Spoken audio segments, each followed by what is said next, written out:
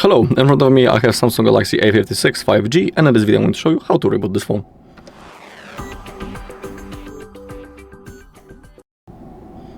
Okay, the thing is really easy. All we need to do is to launch the power menu, and we do it by holding the power key and volume down for a few seconds. So hold power and volume down, and now we have our power menu.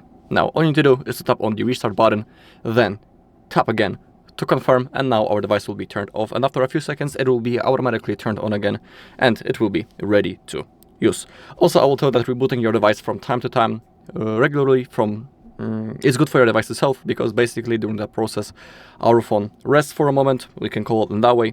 Also, the RAM gets freed up so it can help with the performance of our phone, and also if your device is lagging, certain apps doesn't want to launch, or they don't work in a proper way, that's also the moment when you can reboot your device and everything should be okay after that. Alright, and that's all in this video. Thank you all for watching. If you found this video helpful, please leave a like, comment and subscribe.